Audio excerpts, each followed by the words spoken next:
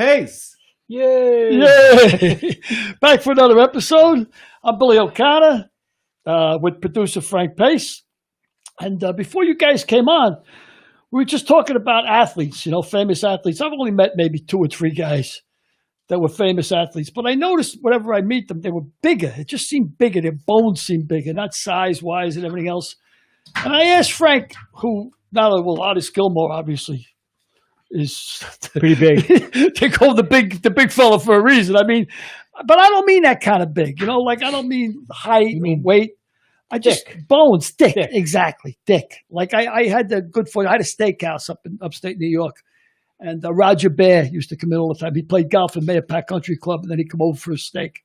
Sweetheart of a guy, maybe 5'7", 5'7.5". And who is Roger Baird? Roger Bear. He was played for the Rangers. He's an all-star. Well, Top 100. You think I'm going to know who Roger Bear is? Roger Bear. Oh, Rod. Oh, I can't talk. Not Rod the Bear. Rod Gilbert. Yeah. Yeah. What I say, Rod the Bear? I don't know what the hell you said. Holy Christ. Yeah, Roger Bear. Oh, Rod, the hockey player. He was like a great player for the Rangers. Can we get captions to put underneath what the hell he's saying? I think you can punch that shit in at Netflix. You can Holy Roger. I thought you were saying Roger I was Bear. surprised when I said Roger Bear. You didn't light up. You didn't say, "Oh yeah, I remember him." You were like, "Who the fuck is Rod the Number Bear?" 7 Yeah, for the Rangers. Who the hell is Rod the Bear? Rod, R-O-D. I don't speak French, y'all. G-I-L-B-E. Do I look like I speak French? You don't look like you speak English. Hey, listen, I'm an immigrant. Be nice to me. There's shit you get in trouble for that nowadays. You know what I mean? Holy Christ. So anyway, I shook hands with the guy, and it was like shaking. Who'd you shake hands with? Rod the Bear.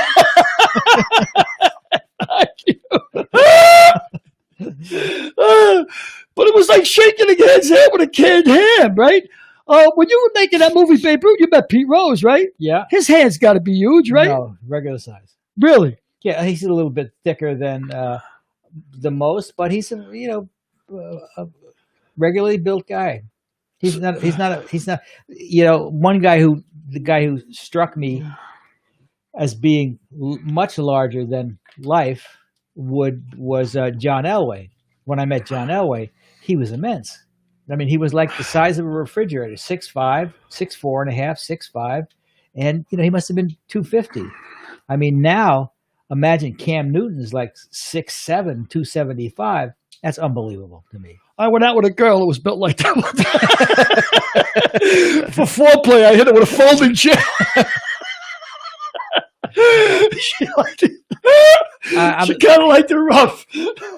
I'm sorry for Billy Pete. I got to Come on, apologize. man. I'm telling you, the sex turned into a cage match. So, tell me a little about yourself. So he's that big, huh? Yeah, he's well, my name is Billy O'Connor. Thanks for the segue. Straighten me out. Anything out He's got to keep fucking pulling me in every now and then. Anything to get out of that sex match drive. So I'm Billy O'Connor. I was born in County Cork Island. Came here in 1950 by boat through Ellis Island. Grew up in the streets of the Bronx, 18. My old man was a drunken lunatic. I had to get the hell out of the town. So I enlisted in the Air Force. They sent me to Vietnam. I did a year there, came back. Then I worked for the Teamsters for a couple of years. Then I went to New Orleans for 2 weeks. Stayed 2.5 years, started tending bar, came back, opened up a couple of bars of my own, became a bookmaker. That was a pisser for 4 or 5 years, a legal bookmaker. Then all through it all, I was drinking, drugging. The only thing I never did was stick a needle in my arm. Other than that, there's nothing out there that I didn't at least try.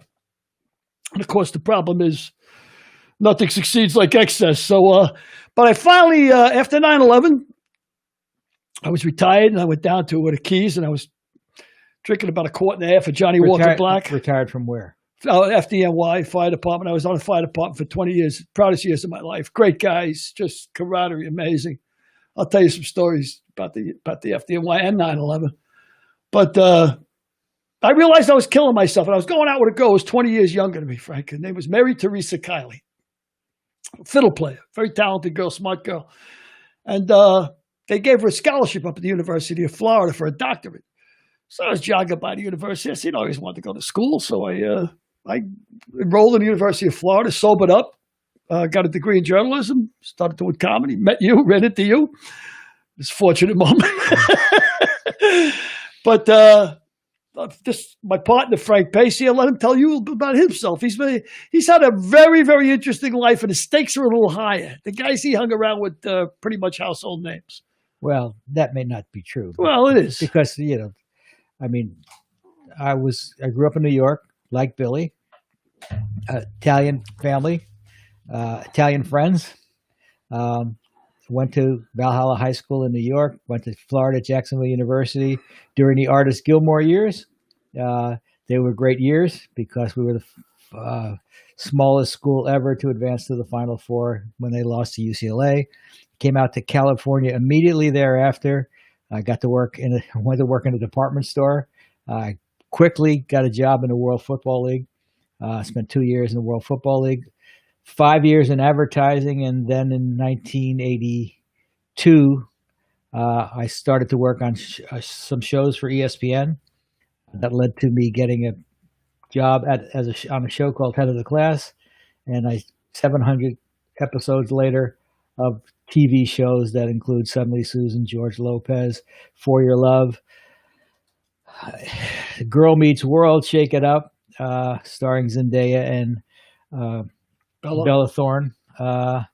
Here I am. In the meantime, I've also produced 4 movies, represent Rod Carew and Artist Gilmore Hall of Famers, and I coached the high school soccer team to the #1 spot in the nation in 2011. So and you ended up talking to a Mook like me. You were all working. It was all working up to this moment, Frank. That's what it was all about. It wasn't. I'm here. It wasn't Sylvester Stallone. It wasn't Sinatra. It wasn't Michelle Obama. It was all to this moment. I'm here sitting in my basement talking to a Mook, even though I'm supposed to be the Mook. Which let me ask you something about Valhalla. Are your people buried up there in the gate of heaven? Yes, they are. Yeah. All my people are buried up there. Yeah, I think anybody who lived in that general area. Buried at the gate of heaven. Why the hell are you bringing that up? Why do you? Wait. It's my only connection to Valhalla. So your only connection to Valhalla is the cemetery. Yeah. So, well, I mean, there's not a lot happening in Valhalla. You know what? We were up here. We were rolling. You sunk us deep. Deep. This is life, right? We have its ups, its downs. We go right to the cemetery. I just want to know if the people are married. But no, forget about that. And I'll go back to the other thing that I wanted to ask you. You switched from advertising to become a producer. Mm-hmm. And you were inspired by Sylvester Stallone, of all people. Well, no. I met Stallone along the way. But I started producing for ESPN in 1979. But was it his movie Rocky that inspired you to make a switch? Are you telling the story or me? I'm asking you. So no. What a prick. No. What a prick. No. You grumpy old bitch. No. Get off my lawn. No, I started producing in 1979 when ESPN was putting anything they could get on the air. So I was producing an Echelon racquetball tournament. And we produced that for 5 or 6 years. Then we were also concurrently producing the Natural Light triathlon series for Speedo Natural Light, Echelon Natural Light. So in 1982, I decided I was getting pretty good at it. So I wanted to give it a try. But I kept putting it off giving it a try because I was making good money at the advertising agency in San Diego, had a little piece of the action. And when you're 32 years old, making a nice salary, single, you don't think about moving on. But then I saw Rocky 2, and I decided, what the hell? If he could do it, I could do it. And he's become Sylvester Stallone. He's become the biggest and one of the most successful people in show business. So I gave it a try. I took a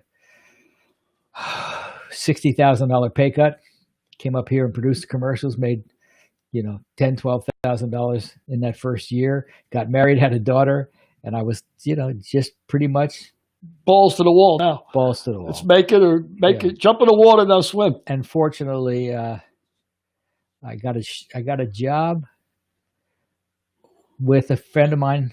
I'm trying to think of the chronology. How the hell? Oh, a friend, Steve Papazian, who became my mentor, recommended me to a guy by the name of Dan Blatt. And Dan Blatt was a pretty successful executive producer. And Danny, And what kind of stuff did he do? Television movie. He did the original Taking of Pelham 1, 2, 3. So he did movies too. He did television and movies, but he did Taking of Pelham 1, 2, 3. I went to see Dan, and I was working on. Steve recommended me to Dan because I was working on a show called Bay City Blues as a baseball technical advisor.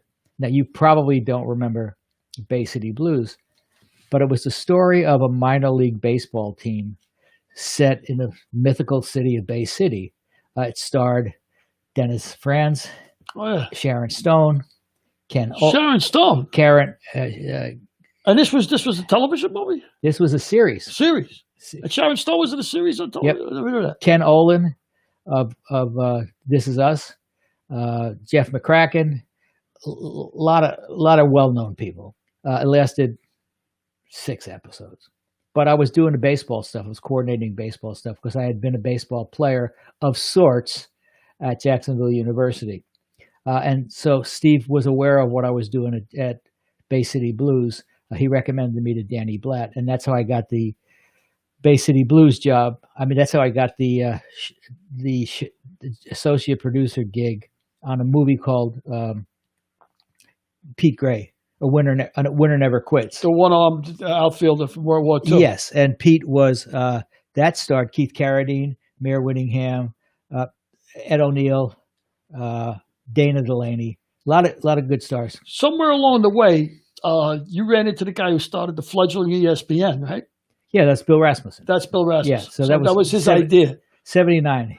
I remember telling you a story, and you corrected me on a story, but it was basically that I thought ESPN started in a trailer in upstate New York. It didn't start in upstate New York. It started in Bristol, Connecticut. In Bristol, Connecticut. But what really made ESPN big was the Big East basketball, right? I mean, they started broadcasting that. And I mean, that's when they had George Thompson, Louis Carter Sega. They had real personalities, you know? Right. And Big East basketball helped make ESPN blow, didn't it? My assumption is yes. Yeah. Because up to that time, they were just, like I said, producing, racquetball and Irish hurling and Australian rules football and Johnsonville cornholes, which they're still airing. You got to fill the hours. You know what I mean? Yep. You need content. Yep. My father, oddly enough, I came to this country. Wait, how do you spell it? Fadder? Oh, my father, yeah. My father. You had to eat your father if he wants to be a mother. What's the Abbott and Costello routine? No, he's got to eat his mother if he wants to be. He's got to eat his father if he wants to be a mother. Anyway, by the way, who was number 7 for the New York Rangers? Roger Bear. I looked at him when he said, when you looked at me like puzzled, like I said, you never heard of Roger Bear? He's like a Hall of Fame. What the fuck is Roger Bear? Anyway, my old man came to this country because he was such a good hurler. He played like in the great Kirk hurling teams of 52, 54 championship teams. And he came out to New York because he was a good hurler to play in the All-Star game over here at Gaelic Park, over on Broadway. Yeah. Familiar with Gaelic Park? And he played hurling. And that's how I came to this country. So lucky you. You never would have met me if my old man wasn't a great hurler. I mean, I think hurling is a great sport. It's a fantastic sport to watch. If they ever made book on it, that's what would catch in America. You got to be able to gamble on it. And that game is fast, not as fast as hockey, but it's like hockey with a stick when using your feet. It's fast as hell and a violent game. And it's violent. Really violent game. My old man had scars all over his head from guys, this thing is coming in. It's like they call it a slither. And it looks like a hard ball. And it's coming in. These two guys are going up with sticks after the ball. And, of course. No helmets. No helmets. And there's no substitution. If you go down, that's it. You're down. They carry you off and you play short. That's it. But my old man had scars all over. He always said, Billy, it's not the good hurlers. He goes, it's always the bad hurlers. The guys that go up for the ball and come down and crack your skull open. I mean, when I was a kid, We used to go over to Gaelic Park and watch him play. But the best I ever heard of was Jim McKay. Remember Jim McKay, Sure. Wide World of Sports? They used to put on the All-Island Final every year. And he described it as 90 minutes of controlled mayhem. Yep. Yep, and that's pretty much what it is. It's a great game to watch live. Yeah, too. I'm surprised it hasn't caught on. Bookmaking, man. They got to make odds on it. That's why I think soccer didn't catch on. I don't think until Well, they started making book on it. Soccer's caught on now. Yeah. Excuse me. I'm not supposed to belch, apparently. I've got a disease. It's a disease. Don't make fun of me. And, yeah, soccer's caught on now, but you can bet on it. You can make anything you can bet on is going to catch on. Well, like highlight. Well, those guys, they play for their honor, Frank. I mean, they play for their honor. I love that. They hit the horns. And they come out and they strut out. I knew a guy, swear to Christ. His name was Richie LaCava. Now, Blinky, my buddy Blinky's a horse player. He's always been a horse player. You heard me talk about Blinky as my bookmaker partner. He bet sports. We all bet on anything. But he travels around the country and betting on horses. He's in a horse tournaments and shit. You know, that's what he does since he retired. So one day I'm talking to him, and I says, you go up to Yonkers and all? He goes, yeah, once in a while. He goes, trotters are not my bag. I said, you know, the top trader up there, Richie LaCava. He's a real good friend of mine. Me and Richie used to gamble all together. Matter of fact, Richie LaCava and me one time, we found a Puerto Rican bookmaker in the South Bronx who gave us a line on a Celtic game that was played that afternoon. You know? Right? This is a true story. Like every now and then the Celtics used to play in the afternoon on a Wednesday. Right? And this Spanish bookmaker, he gave us the line on the game that night. We already knew the results. So I says, listen, man, this is it. We got this guy by the short hairs. I says, you know hockey and I know basketball. Pick 5 hockey games. I'll pick 5 basketball games. We'll hook it up with the game that we know that won, the Celtics, and bet them on 10-time reverses all the way across the board, right? We had 10 losers. I picked 5 basketball losers, and he picked 5 hockey losers. But anyway, I introduced Blinky to Richie, right? And he's all excited. He's drinking coffee because the top trainer in Yonkers, whatever. And he comes over. Richie's talking to me. He acknowledges him, but he's talking to me. He goes, Billy, if they give me back my silks, they took his silks, right? Because he was a crooked jockey. He was a crooked jockey. He says, Billy, if they ever give me back my silks, he goes, those horses would be smiling. I mean, smiling. So he's talking. So anyway, he walks away, and Blinky says to me, that was Richie LaCava. He goes, that was him. He goes, I've been betting on this shit like it's on the level. He goes, all these years. He goes, this guy's got holes in his shoes. He says, what are you kidding me? This is the guy, the head trainer. Well, the guys in the track are always like that. Oh, yeah. They're all a pisser. I saw 2 guys leaving Yonkers one night, and I never got hooked on the horses. Thank Christ. It was the only thing I never got hooked Trotters, if they were Yonkers. on. Oh, yeah, trotters. Yeah. I never got hooked on the horses. The only 2 times I went to the track, I lost. It was the best thing that happened to me. The best thing that ever happened to me. I said, screw this. Well, I'll tell you a gambling story. The only gambling story I have, it was 1969 or 1970.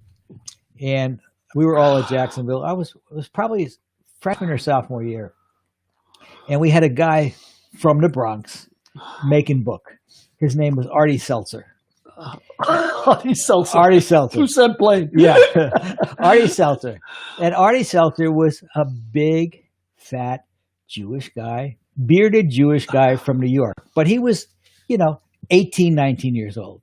So he was making book for 2 or 3 weekends in a row. And he was, he would look at the newspapers, see the odds, see the point spreads, and then he would take bets in a pool on the games. So he was cleaning up. The 4th week, the Associated Press went on strike. So there was no more line. But Artie didn't want to give up this lucrative money-making business, so he made the line himself. He took a bath. Really? Oh, how the hell did he know who? No, I know, but you know what? I mean, I'm so convinced that there's no way you can lose that I'm surprised even making up his own line he lost. Making up his own line he lost. He made it up again the next week. He got killed again. Got murdered. So he said he came into the lunchroom one day, And he says, I'm going to pay everybody off tonight. Just give me the afternoon. So we did. About 3 hours later, we heard a local bank was robbed. Wow. By a big fat guy with a beard. Artie came in, clean shaven, and paid us all off. Wow. That night, the FBI came to each of our rooms and said, do you have something to tell us? Really? Well, they had They had him on tape and everything, probably. well, I don't know that they had him on tape, but they had already arrested Artie, and he must have caved on everybody who would. That takes a lot of cogs to rob a bank, though, man. You got to have some strange kind of cogs. Yeah, I think he's probably been out now 40 years ago, 45, 50. He's probably been out now for 30 years. About 30 years ago, 25 years ago, I didn't know this guy, but there was a fireman that was doing holdups. He was hooked on drugs, this guy. You know what he was doing? He was working, and he'd go out for lunch, right? He's going to go out and get the meal. One guy has to go out and get the shopping for the lunch, right? He'd go out to get the meal, and he'd get a cab, and he'd tell the cab to take him to a drugstore, right? And he said, he didn't feel good. Take him to the drugstore and wait for him. And he'd go and he'd hold up the drugstore and then get in the back of the cab and, of course, lie down. So it didn't look like there was anybody in the cab. They take him back to the firehouse. And, of course, he's working. He's got the perfect alibi, right? Mm-hmm. This guy did it for about eight drugstores, apparently, he hit before they busted him. And the reason he got busted, his wife gave him up.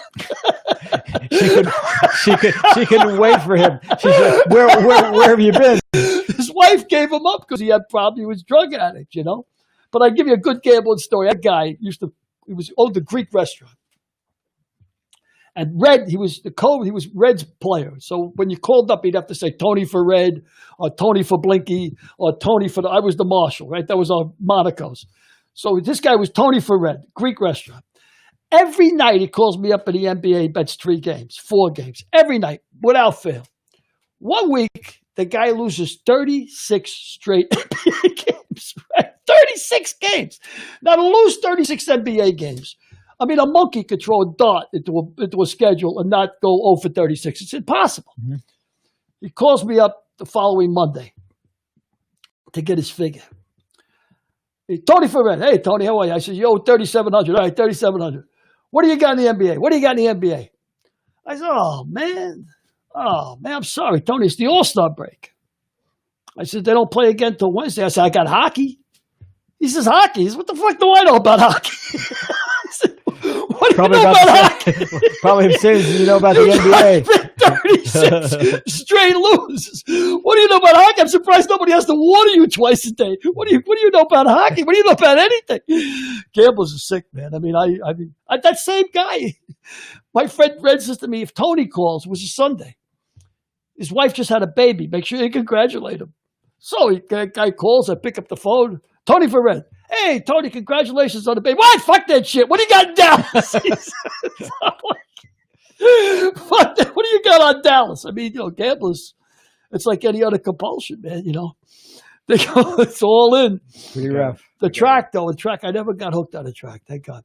We got a hello from Ireland. From Ireland? Yeah. Wow, my old sod. Helen Cohn. Helen Cohn, yes, I know Helen. And then Brett Pokoinski, or Perconi. Brett Picorni, yeah, he's from Gainesville. Yeah, and Philip Milano. Cool. Says hi all. Hi all is right. Hello to Ireland. Philip Milano's not. Let's see, Ireland, they're 5. Philip Milano's in Spain, I believe.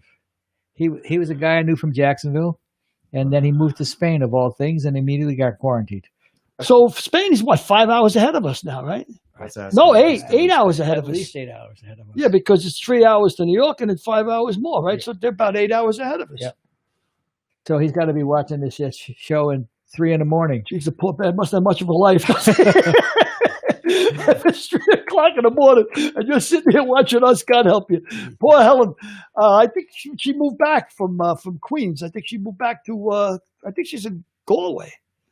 Anyway, I was just looking at 3 years ago, I was in Ireland, actually, on a holiday with my daughter. I took my daughter and my son-in-law to Ireland and traveled all over. The old sod? Yeah, and see my cousins, Yeah. I'm like a rock star when I go there. You know why? Because whenever they came over here, of course. Take care of them. Yeah, I took care of them. I did the right thing, On the arm. And I had a whirlwind tour. This was my tour. I found out when you want to go sightseeing, I don't care where you go, and you want to see the most in the fewest amount of time, you always do it Sunday morning. Makes sense. Church. People are in church. You go to Manhattan, you know, to see 6 sites in Manhattan to take you all day, not on Sunday morning. You know, here's where Joe Gallo got whacked. Get out, take a picture. City Hall, get out, take a picture. Did you get whacked at Umberto's Clam House? Yeah, yeah. I don't know how I knew that. Yeah, how would you know? Well, I know that because I remember the picture on the daily front page of the Daily News with Joe Gallo hanging pool of blood, pool of blood hanging out of the. But that's how I used to do it. St. Umberto's. Patrick's Cathedral. Get out, take a picture. Because you're on Fifth Avenue. There's nobody there on Sunday morning. You can zoom down to Chinatown. Here's the Statue of Liberty. Get out. I'd have him back in the bar at 1 o'clock, and I'd be betting the Giant game. My whirlwind tours. So they'd always say to me, "When are we going to Manhattan?" I said, "Don't worry, just have a couple of pints, and then I'll take care of it." Come Sunday, boom, boom, boom, boom, boom. So what I was like, I used to take care of them, and so one day. I guess it's about 3 years ago. I'm in Cork, and I'm drinking in the local pub over there, the Little Man's, I think was the name of the pub. And I get a call in the pub. I'm like, what the fuck is going on? And it's my cousin. He says, there's a Yank up here to see you at the house. I says, a Yank up to see me? I said, what, are you crazy? He goes, no, I'm telling you, there's a Yank. Come back to the house. And he only lived 2 blocks away. I walk up to the house. And it's a Tinker, Mike, my buddy from the Bronx. He's over. Come on, you got to go see where the Tinker lives. You got to see where the Tinker lives. I said, Mike, I'm with people here. I can't go. Oh, you got to see where the Tinker lives. He kidnaps me. Now I know I'm going to be on a 2-day load with this guy because that's where it is. About 6 o'clock in the morning. I've never been in. Where does he live? Towards Tipperary. And I walk into this pub, never been in there before. It's after hours, 4 o'clock in the morning. But he goes, Billy O, Billy O, Billy O, Billy O. And I'm like, what the hell, And all of these guys had tended bar for him over the years because he did the right thing. He'd bring them over from Ireland. They tend bar for the summer and go home. It was like walking into a bar in the Bronx, It was a great feeling. But I always have a good time in Ireland because the family, What memories do you have growing up? Oh, in Ireland? Nothing. Of baseball. Oh, baseball. Oh, let's see. I was, the only memories I have of baseball is all the oddities. I bet I had the wrong side of the Yankees when Reggie Jackson hit the 3 homers. I was in the right field stands that night. I bet the Dodgers. Jimmy Pearsall, when Jimmy Pearsall hit his 100th home run. He ran the bases backwards. I was at that game. That was Fear Strikes Out was the movie, right, with Anthony Perkins? Worst baseball movie ever made. You think? Oh, by far. I think Babe Ruth with William Bendix might give it a go for its money. That William Bendix one was pretty tragic. That one with Stephen Lang was pretty good. I heard that was real good. I heard the producer's a sweetheart. He's an okay guy. I heard he's very generous. He's an okay guy. He's an okay guy. Oh, and this is I was 12 years old. Thank you. I know I was getting there. I'm going to reserve this. But I'm Irish. I got to get to this story. Okay. And it was a Sunday, and I was 3 rows behind a guy who caught Roger Maris' 61st homer. Sal Durante, exactly right. My buddy Twiggy, who later became a fireman with me from the old neighborhood and everything else, he says he used to go all the Yankee games because we knew a cop at the gate. And he used to let us in on the arm. And at that time, the right field stands. That means for free, folks. On the arm. On the arm. On the arm means for free. And the right field stands in them days was only $1.25. But of course, $1.25 for a kid was a lot of money. So he says, this is where Maris usually hits his homer. And sure enough, they gave $5,000, by the way, to Sal Durante. The guy who caught the ball was in the papers all week. $5,000 in 1961 was a lot of money. That was a heavy duty payday. And I think Mantle was only making $100,000 in them days. Mantle was only making $100,000 in 1961. Yeah. In 1967, Rod Carew was voted the American League Rookie of the Year. He was making $7,500. $7,500. Mantle making $100,000 was. Yeah, but he was one of the top players in baseball. Yeah, that year Willie Mays of the Giants held out for $101,000. Right, and that was huge money. Yeah. I mean, huge money. $5,000 was a lot of money for the ball. They advertised it all week, whoever catches the ball. Well, I was there. I was 3 rows behind, and I was granted Maris to put a little more oomph into it, But when Durante caught that ball, it was a big guy next to him. The guy must have weighed 240. Maybe he just looked huge because I was a kid. Right. You know, I mean, I don't know how big the guy was. In my mind, he was as big as Steve. He was a big guy. And he whacked him with a straight right. I mean, if it was me that caught the ball, he would knock my head into the bullpen. But he hit him with a straight right. And Durante was on his way down when the security guards grabbed it because the whole area was blanketed with security guards because the ball was worth $5,000. And that's where Maris usually hit his home with the right field porch, you know, the lower right field porch. Yeah. And he caught a lot of flack over that. Remember, he said that Maris was a cheap home run, like if there was such a thing as a cheap home run.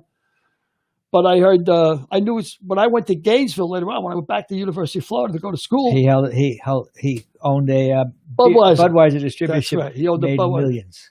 He made millions. Made millions.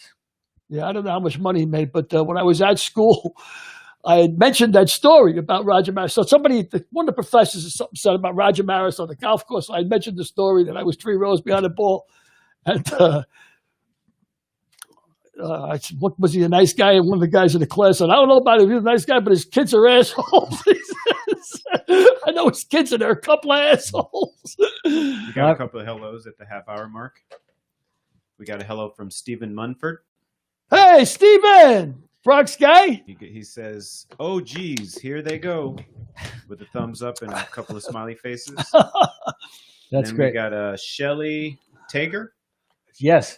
She says, what'd she say? She said, hello from Westchester County, New York.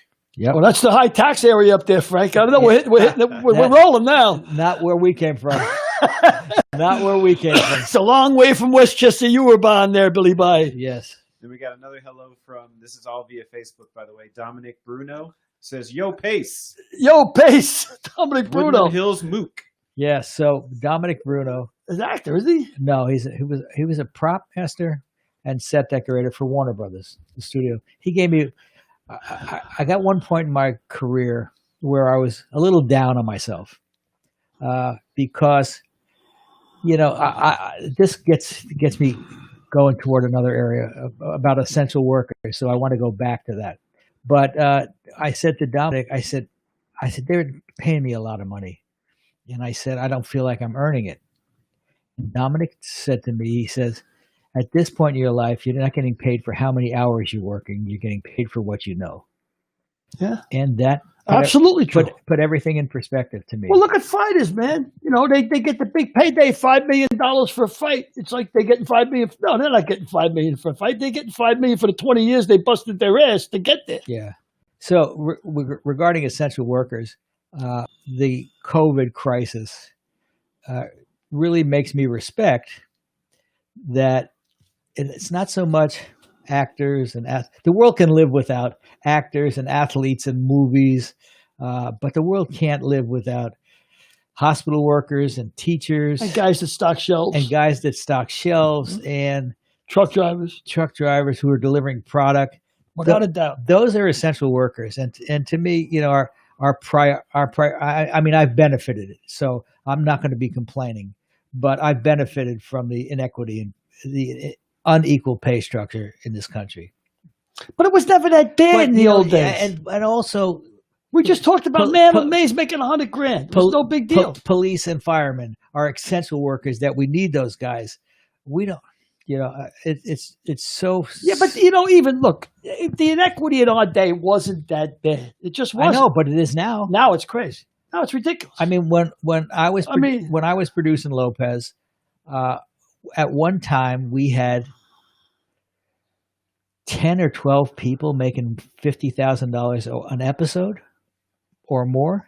Yeah, but even that's crazy. It's crazy, but even that. I mean, they're in the entertainment business. Again, George Lopez didn't become George Lopez. I know. Overnight. He busted his ass for 20 years to become George Lopez. For nothing. 25 years, probably. For nothing. Yeah. But what about these guys that are CEOs, right? Guy says he makes $365 million a year. Nobody earns $365 million a year. That's $1 million a day. You could steal $1 million a day, but you can't earn $1 million. There's nothing you can do. When you break that down, $1 million a day and break it down by the hour, what could you possibly do that's worth $50,000 an hour? There's nothing you can do. No. What could you do? So those are the guys that get me the inequity. But years ago, Toots Shores, you remember Toots Shores? Sure. Everybody who was anybody in the 50s, sports stars, movie stars. Jackie Gleason had a table there. Frank Sinatra had a table there, I mean, there's a great story about Toots Shore one time walking into the back room where the restaurant was, and he had 3 guys with him.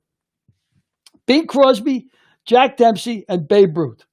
And the whole place stood up and applauded, because it was like the 3 biggest marquee names of that era, But guys would go in there. You could be a mailman or a fireman and be sitting at the bar, and Phil Rizzuto would walk in. Maybe Phil Rizzuto was making $40,000. You were making probably 8 or 9.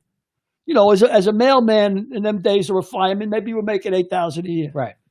So they were making 5 times what you were. Yeah. Now, not yeah. anymore. Now, Mookie Betts signs a $420 million contract. That's crazy money. It's insane. It's crazy money. I read some days where the backup offensive guard for the Cincinnati Bengals signed a contract for $4 million a year. He's like a backup guard, or $5 million. It's crazy, the numbers. I mean, well, those guys, those offensive linemen, their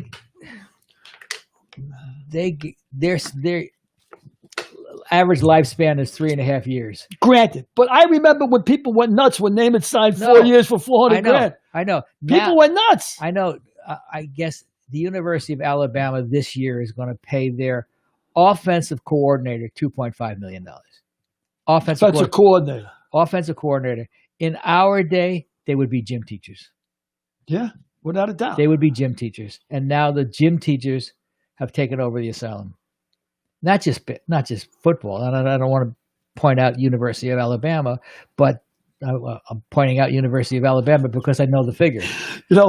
I grew up about...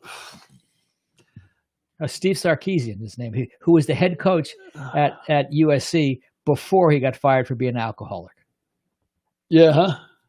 And he's resurrected himself. That's a small fault in a good man, too, Frank, being an alcoholic. It's a small fault, Jesus. It's an accident at birth, really, when you think about it. Genetic disorder.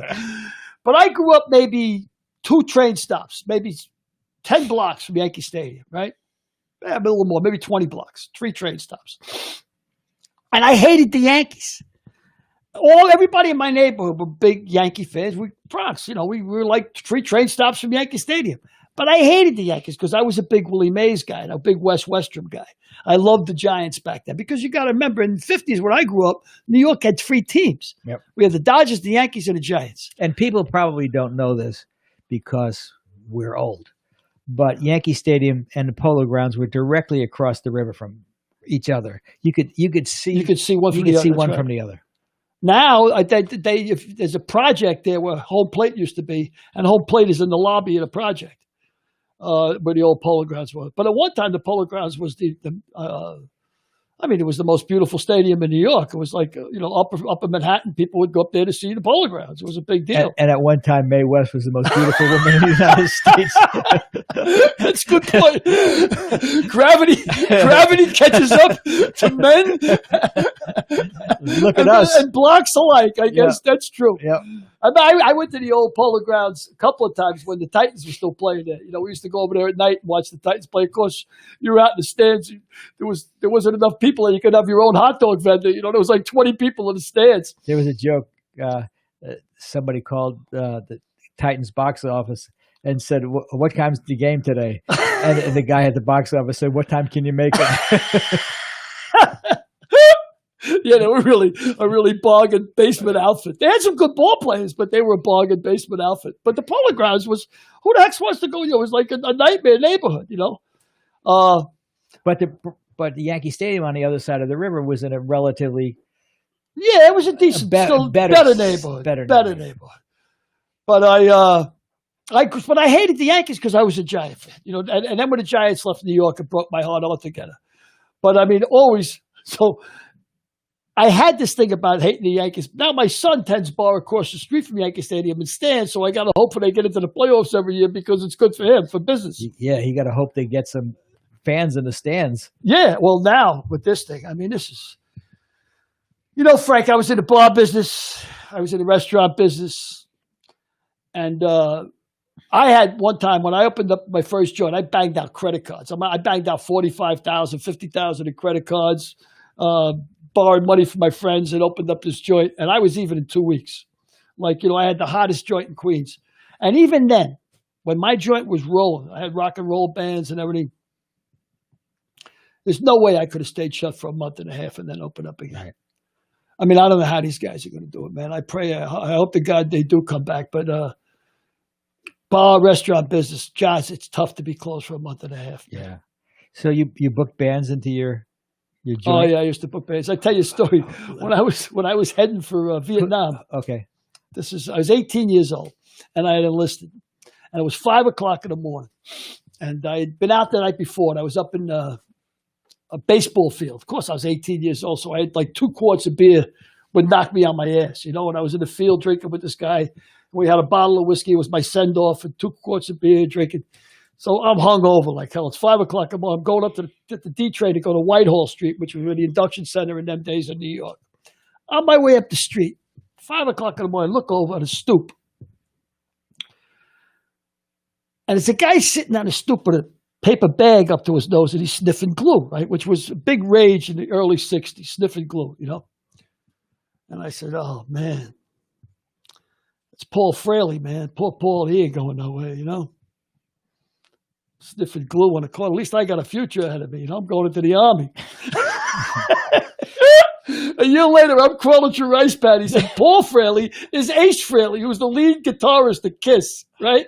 Like he grew up in my neighborhood, And Ace Frehley later on got thrown out of Kiss for doing too many drugs. Now, I don't know how you can get thrown out of a rock band for doing too much drugs. I mean, I can see losing your job at General Motors, but how do you get thrown out of a rock band? But the usual prescience that's earned me the nickname, the American Nostradamus, is this guy ain't going nowhere. You know what I mean? I'm a smart guy. You can spot him. Oh, yeah. Bottled water, stupidest thing I ever heard of. Who the hell's going to buy bottled water? Who's going to buy non-alcoholic beer? Wait a second. What does that say about it? Yeah, you're an idiot. What does it say about the book? If these lips could you're talk, hooked up with me. You're done. Called you. You're done. You're hooked up with me. You're done. I mean, granted, you were my 6th choice. But you had a lottery. Here, I thought you admired my talent. You had a lottery. I did admire your talent. You had a lottery, you hump. So what are some of the bands? My friend Blinky, this is what Blinky always says to me. Let me tell you something. He says, don't doubt my mind. He goes, I read a lot of shit. It's garbage. It's fucking garbage. He goes, your shit is good. He goes, you're going to make it. Now, let me tell you what's going to happen to you. He goes, you're going to write a screenplay one day. It's going to win best screenplay. They're going to be handing you the award. You're going to go, I want to thank. He says, you're going down hard. God is going to pull the rug out from under all the shit you did. He ain't going to let you get away with this. I said, you're always the optimist, Blinky. Yeah. I appreciate it. Let me ask you, who are some of the groups you booked into you? Oh, I used to have some pretty good groups. Twisted Sister played there for a while. Dee Schneider. I had the Drifters. Gary U.S. Bonds, who's a sweetheart of a guy. These names probably don't mean any to any younger listeners, but Gary was when Gary was younger, he did the 7-Day Weekend and Quarter to Three, right? Quarter to Three was a big hit, and then he fell out of favor. For about that's the business, right? So about 15 years he didn't make anything big, and then Bruce Springsteen, who's a huge student of music in general, especially rock and roll. Mm-hmm. He wrote a song for him called This Little Girl Is Mine. And I guess this is about 1978 or 79. And I had booked Gary. Now, I had a club. Maybe it held 300 people, And on Friday, Saturdays, we were packed in pretty good. But he calls me up, his agent calls me up and said, this is 2 years before Springsteen wrote the song for him. And says, how'd you like to book Gary U.S. Bonds? I said, yeah, cool, man. How much is he? $750 on a Wednesday night. I said, yeah, I can swing that. So I paid him $750, put on a great show. And later on that night, we hung around and we were doing drugs and, drinking until like 7, 8 o'clock in the morning. Great guy. He's a sweetheart. So after Springsteen writes the song for him, the song goes to like number 6, right? So about 6 months later, I get a call from Gary himself. 6 months after this incident. Yeah, after the shows. after he made the hit. Yes. After he had the hit. it's So like years later. 2.5 years later. I get a call, and it's Gary. And he says, hey, man, he says, listen, I'm doing Flushing Meadows Stadium, the tennis stadium. He says, Thursday night. He goes, how'd you like me to do your joint Wednesday night? He says, I'll put my bus outside. Gary, you responds here tomorrow night and everything. He says, it'd be good. I says, man, I'd love to. But Gary, I says, I can't afford you now, man. You're doing a tennis stadium. I can't handle that on Wednesday night. He goes, no, listen to me. The guy down the block of Jimmy Burns, they held about 2,000 people.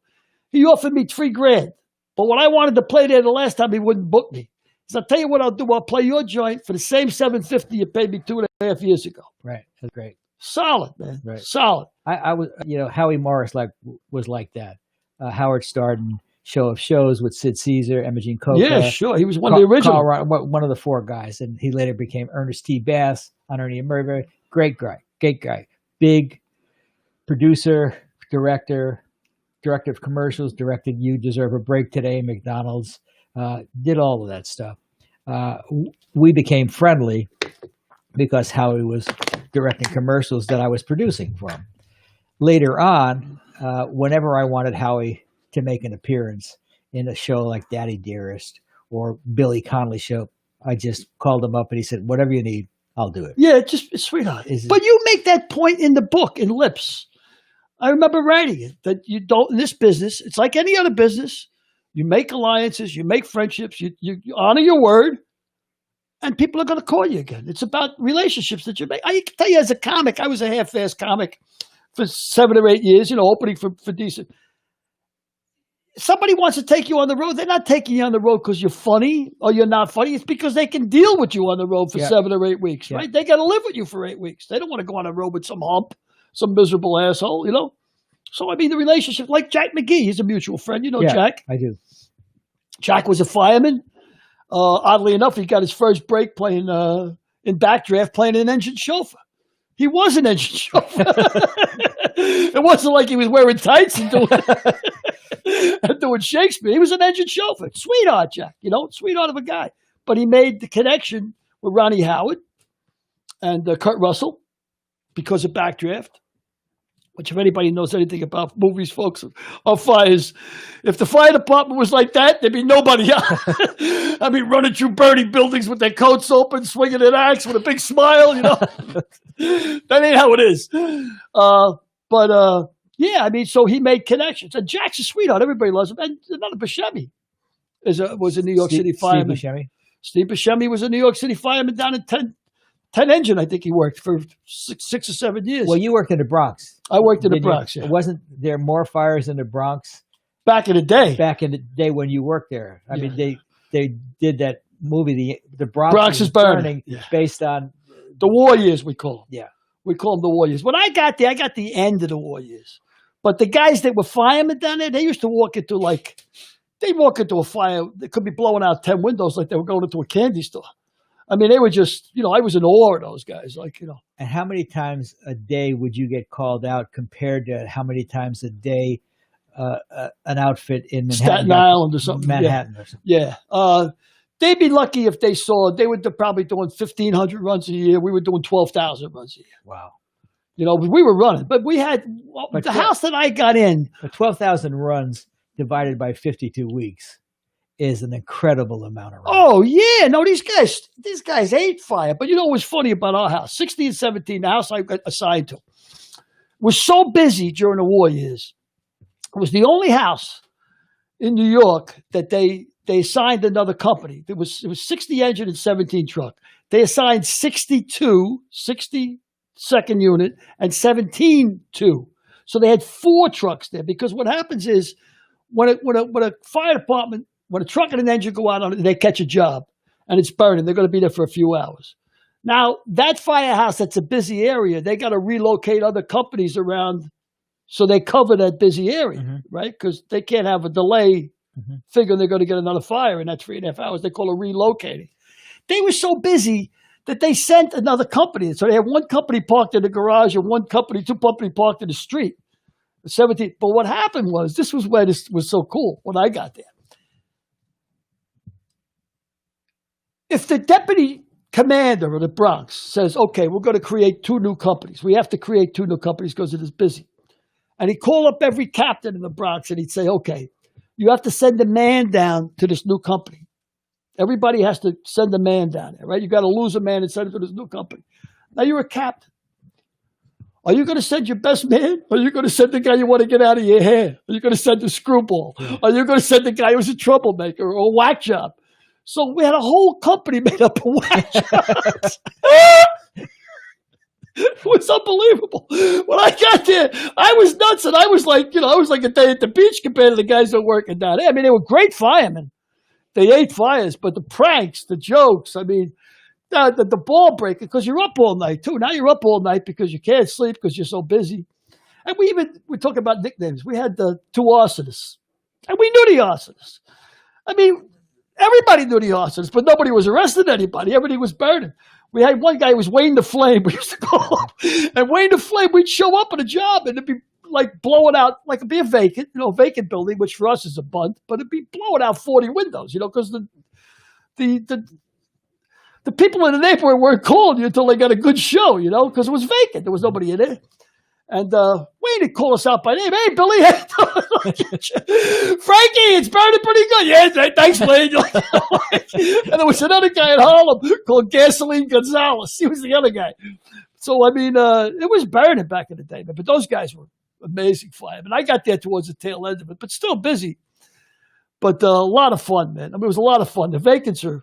Didn't you tell me that no fireman that took a job on the police department, but there were a lot of guys in the fire department who were ex-police officers? Without a doubt. Why is that?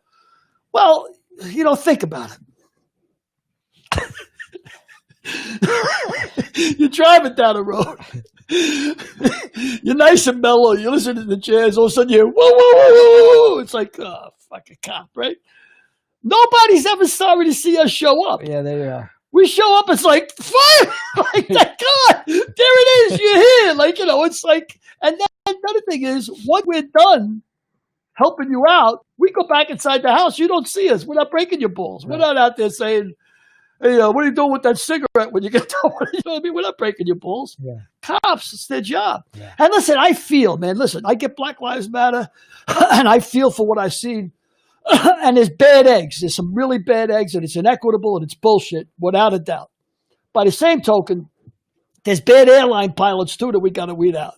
There's a lot of things. And I remember going in the South Bronx when we were putting out fires during the day, and guys were throwing bottles and shit at us. Without the cops, we would have been out of luck. So, I mean, nobody's for anarchy. The Democrats let them frame the issue about that they want to eliminate the police force. Nobody wants to eliminate the police force unless you're nuts. And Joe Biden says nobody wants to. Yeah, unless you're nuts. I mean, you got to have law and order, but there are some real assholes. It's like being a DI. I could never figure that out. When I went to go into basic training, I'm sitting there 5 o'clock in the morning. I just finally get to sleep, and I go, get up! A drill instructor. Yeah. Who wants to be a drill instructor? What kind of mentality you got to have in your mind? Say, you know what I want to do for the next 25 years? Break these guys' balls, right? Get up at 5 o'clock in the morning and break balls. So, I mean, guys that say, okay, put me in a busy place and give me a baton. Yeah, those guys need to be weeded out. They're sick bastards. But there's some bad eggs in every. Yeah. I mean, no, absolutely. In your book, If These Lips Could Talk, you talk about the polio mozzarellas. These are the guys, the phonies you met along the way. Yep. I mean, if you meet enough people, you're going to meet assholes, you're going to meet phonies, you're going to meet people who can't do the job and people who excel at their job. Yeah. That's life. I mean, that's it. Yeah. We got a couple of hellos. Hello. Got a Jerry Esposito. Hello there, Jerry. What's up, brother? Jerry the twin, listening. Jerry from the old neighborhood in Villa Avenue. We did a couple of stories about Villa Avenue before. He said, love listening to you talk. And we have another comment, 3 hearts. A hello and 3 hearts from Clarice Dunbar. Oh, right. That's your pal. That's a good friend of mine, yes. Yeah, that's good. Husband was the ex-pro for 20 years at Pebble Beach. Is that right? Yep. Heck of a guy, heck of a player. Didn't help your game any, though. No, not at all. We got another. These are all Facebook from Lily Thompson. Hey, Lily, my love, my reason for living. How are you out there, honey? Pretty soon we're going to get a name that we don't run. Then we're in a jackpot. I say, you're Fred. No, I never heard of him. Do I owe him any money? Do I owe him money? Maybe. How about we give a book to the first person we don't know, one of us don't know, receive a promotional copy of If These Lips Could Talk. Let's hope to God we don't have too many of them left. Yeah. Same thing with the fire department. I mean, listen, there's some guys on the job that gamble. Some guys don't. Some guys fool around with their wives. Some guys are altar boys. Some guys drink. Some guys don't. Some guys party. Some guys don't. Didn't you tell me once that Mayor A. Beam said that that New York's the best second job, best part-time job in America? Koch said that. And why is that? Because you guys work 3 12-hour days, or? Yeah, well, if you live, you think about it. If you suppose you got to commute an hour and a half to work every day, that's 3 hours a day. That's an extra 24 hours you're working a week commuting. Fire department, we get the option. We can work a 15-hour shift and then a 9-hour shift, or we can put it together and work what we call 24s. So now you work 48 hours a week, but you do it in 2 days. So that gives you 5 other days. So everybody, and them days, back when I got on a job, I was taking home $300 a week. So I was making $600 every 2 weeks, right when I first got on the job. And I was betting 5,000 a game. That's what I'm saying. There's a cross section. And then there was one guy who was an absolute mess. And that was me. He had all the problems. He drank, he gambled, he cheated on his wife, he was a drunk. There was one guy, I don't know how he got through the job. That was me. I was a decent fireman, but I was a disaster in them days. That's the reason I opened up the bar. I only opened up the bar so because you could drink for free. Nobody could cut me off. No, I didn't give a shit about it. I'd pay for my booze. I didn't give a shit about that. I didn't want to get cut off. At 4 o'clock in the morning, they say, last call. They throw everybody else out. I say, well, take it easy. Lock the door. Usually I'd be with some young bimbo. Bimbetters, I used to call them in the day. And we'd be drinking till 7 in the morning. That was the deal. So what was the secret to making money in the bar business? Best way to make money, you got to keep women in the joint. It's that simple. What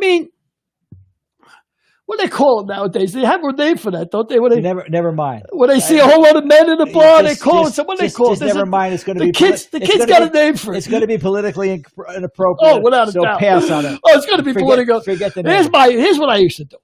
At night, I had women tend to bar during the day, and I always hired good-looking women. I didn't even have to pass an oral exam. I just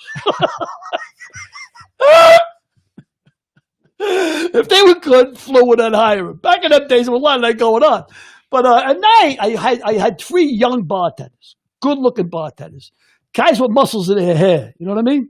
And I put them behind a bar, and I say, every time an unescorted woman walks through that door, if there's 2 girls, 3 girls, 4 girls, I don't care. You buy them the first drink, and you wink, and you tell them it's on you. Don't say it's on the house. Say that's on me. And flirt with them, because that's your job anyway. But I wanted a bar full of women. I had a 60-foot bar. If I had a bar full of women, then guys are going to come in chasing the women. Of course, it takes them 3 or 4 drinks to work up a nerve to talk to them before they buy them a drink, and you're home free. There's a guy I've talked about many times. I don't know if you haven't met Malachi McCourt yet. No. But Malachi McCourt is Frank McCourt's brother, who's the famous author of Angela's Ashes. By the way, I'm sure he loves that reference. Mallory McCourt is Frank McCourt's brother. Yeah. Oh, you know what? He said he was going to name his next book, I Read Your Brother's Book. That was the title. Malachi said to me, yeah, I'm going to call it I Read Your Brother's Book. He goes, that's what everybody says to me. They go up there, by the way, I read your brother's book. I know. And Malachi's a better writer than Frank ever was. Trust me. Malachi's a funny son of a bitch. But listen to this. Malachi, back in the day, he was the Taker and him were really good friends. Mike the Taker, who owned the oldest bar in the Bronx, they were good buddies. Now Malachi had the foresight. Now I'm really going to dip back into the 50s here, so bear with me. When the old Irish bar owners owned bars, behind the bar, the guy had to have a tie and a white shirt on, and you probably remember this era, and they were a white apron tied in the front. They all wore white aprons, tie, white shirt. That's the way it was. Now, in the early 50s in New York City, An unescorted woman was not allowed to sit at the bar. She could be escorted. You come in with your wife and sit at the bar, no problem. But if you're unescorted, you had to sit at the table because the old Irish bar owners had the premise in their head that if unescorted women, single women, there'd be problems, fights. And they also, the reason they made them wear the white aprons, these chinsey bastards, the old Irish, is because this way they couldn't steal. They couldn't put anybody in their pockets because the apron covered the pockets. That's no bullshit. That was the whole true story. So Malachi opened up a joint, I think it was on 56th Street, and he called it the Bells of Hell. Now, Malachi opened it up right across the street from the New York School of Nursing, right? Which was brilliant. I mean, you know, and the first thing he said was, well, I tell you what, if they come into my Giants, he says, and they want to get served at the bar, you serve them at the bar, he says. They know this, you sit at the table, let all the unescorted women they can. So now what happened was the Bells of Hell, of course, took off because it was full of women, full of nurses, which is even better than full of women. Full of nurses because they're free thinking, you know what I mean? And I always had good luck with nurses. Anyway, the bar was full of nurses, right? But now what happens is he's off Broadway and he's a raging personality. Like Malachi was funny as hell and wrote a couple of great books himself. What is the name of it? Amongst Swimming. His first book was called Amongst Swimming, and only because when he was a kid. Now wait a second. Is that M-O-N-K? Yeah. Or M-O-N-T-H? A month swimming? A monk. A monk, okay. M-O-N-K. Okay. Don't tell me you can't understand me, of all people. So Amongst Swimming, and the reason he called it that was because when he was a kid, he'd say the Hail Mary. He'd say, Hail Mary, Mother of God, pray for us sinners now. And then he'd say, he thought amongst women. Yeah. He thought it was amongst swimming, right? That's what he thought it meant, so he wrote it. Anyway, I digress again. Back to 56th Street. Now his joint takes off. So who's coming in there, because Malachi's Irish, is all the British and Irish actors on Broadway at the time, right? I mean, John Huston came in. Peter O'Toole used to come in. Oliver Reed came in. Burton came in. And they all hang around with him, you know, like, because he was a character. Mm-hmm. And many's the time Malachi just say, what's in the register? He'd empty the register. He took off with Peter O'Toole for Ireland, you know, because he was that kind of a character. But he wrote in Amongst Swimming about his experience, similar to what you did with If His Lips Could Talk, only most of his characters are drunk all the time. But a terrific guy. And I don't know how I got into that subject about Malachi, but a much better writer than his brother Frank, without a doubt. So that was the bar scene in the 50s. And I had the same premise. If you keep women at the bar, you're going to make money. Interesting. It's that simple. Interesting. I mean, because especially with young people, you know. And I'll tell you something else with music. I wanted to open up a jazz club. That was our idea. We opened up a jazz club and keep the kids out, right?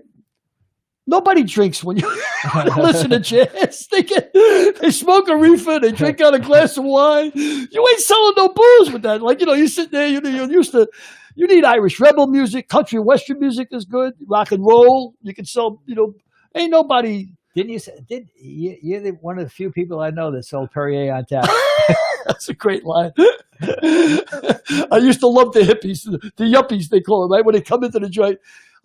Young lady, do you have a Perrier? Perrier? Sure, I got it on tap. $5. Throw a lemon in that club soda. They got it on tap. Yeah. All the way from France. A couple of shout outs, and then we can wrap it up. So no, I don't want to wrap it up. I'm having too much fun. It's pretty good. Yeah, I had a guy. We're good time. We got a shout out from Matthew Lawrence. Matthew Lawrence? Yeah, he says he's got 3 blue hearts. And he's going to be a guest. Matthew Lawrence. Okay, great. He said, this is great. He said, love you, Frank. This is great. Matthew Lawrence was, he's done so much stuff. He was Sal in the Michael Pare movie, the rock and roll movie what Michael Pare did. What the hell was the name of that movie? Sal, you said? Yeah. Oh my God, I can't believe I can't. So sorry, Matthew. I'm sorry I can't remember the name of it, but he's a big actor. He's a good friend. He's now living in Lexington, Kentucky. He's doing a sports talk show, and he'll have us on. Oh, lovely. Yep. And before we sign off, I'll think of the name. Oh yeah, it'll come to you. It'll come to you for sure. Probably come to me 4:00 this morning. It ain't easy getting old, Frank. It ain't easy. Yeah. It's like now I go to the bathroom, I get done, I shake. I shake. I shake. Lily Thompson says, love your stories. Well, tell Lily thank you. Another shout out again, and I'll look up that movie for Michael Pare. It was like a 1984 movie. How do you spell his last name? Pare. It was a rock and roll movie. You want to pronounce it like Jobert? Michael Parry. Roger Roger. Well, with that, I think we should sign off for today, or you want to keep going? I'm having a lot of fun. I don't care, man. We can sign off. We don't want to wear the people out too much. Listen to our insanity, our little level of insanity. But I appreciate everybody tuning in, man. It's we're just starting, but we're gonna have a lot of fun. We're gonna have some interesting guests. I'm gonna wait for Derek to call up that Michael Pare movie. What year was it? Out 1984, 1987, something like that. Why don't you just Google Michael Pare? Undercover? No. Streets of Fire? Philadelphia Experiment? No. Michael Pare's been in all those movies? Maybe this is wrong, Michael Pare. Pare. Yeah. Is there a little... Oh, well, why don't you Google Mitchell Lawrence, because that's who we're talking about. See, Mitch, we're giving you all this free airtime. We're promoting. Yeah, why not? Of course, we'll have... Hey, listen, we got a shout out from Johnny Bench. I was very proud of that. He said that guy's crazy. something along that lines. Yeah. But hey, coming from Johnny Bench, I've been called crazier by less famous people than Johnny Bench. Yep. So, Matthew Lawrence. See, this is our computer skill, our computer maven. You're going to tell me it's in our internet, right? Oh, is that well, the issue is there's more than one Matthew Lawrence. He's 40 years old, the one I have. No, the one I'm here is more. Billy, tell a story. I'll look it up on mine. All right, I'll tell you a story about, I was just thinking that Johnny Bench very kindly sent Frank a tweet and said, a direct message, and said that, hey, I'm watching the show. You guys are funny. That guy's out of his mind. There's something along that with Billy. And when I was up in Gainesville, my girlfriend, who was an academic, she was like 20 years younger than me, but she had 2 master's degrees, and she was getting a scholarship to get a doctorate. And meanwhile, I'm getting my journalism degree, my bachelor's at 60 years old, but I'm doing comedy in town, and I'm doing stand-up comedy, and I'm doing pretty much dirty comedy because that's what I was doing. This is before the days when, like, grab by the pussy, didn't grab by the pussy wasn't on the front page of the New York Times. I was doing a lot of anatomy jokes. So my girlfriend comes back to me and says, listen, Billy, you're making a lot of noise in town. She goes, you got to stop with the dirty jokes and stuff. I'm in a prestigious position. She goes, I'm head of the East Soul department. She goes, I got some really, I can't have you, my boyfriend running around town doing dirty comic. Eddie and the Cruisers. So I said, oh, I'm sorry. Eddie and the Cruisers. Eddie and the Cruisers. Yeah, that's a good movie. That was a real good movie. Yeah. He was Sal. He was the lead guitarist. Cool. So I says, listen, honey, I'm sorry. I'm really sorry. I'll clean it up. To leave the screen. A bunch of people were yelling out the movie. Oh, yeah. Or Crackerjack producer is looking up while they're waving. Over here. I'm drowning over here. So anyway, I ended up, I'm on the Senior Times, and the guy who interviewed me for cover of the Senior Times, which is going out to like 50,000 people in Florida, he's asking me about comedy, and I told him about being manic. I'm not ashamed of it. I'm manic. It's like, that's the way I am. So the guy puts across the cover after she's telling me to tone it down and everybody tone it down. Billy O'Connor uses stand-up comedy to combat mental disorder. And she comes home and she's got the magazine. She goes, thanks a lot for toning it down to combat mental disorder. So I've been called crazy by a few people. And nice to hear from Johnny Bench. Appreciate it, pal. And with that, we'll say thanks, Mary. Au revoir. Thanks, Mary Hampton. Au revoir. Au revoir. In honor of Roger Roger Bear. Horses Duvers.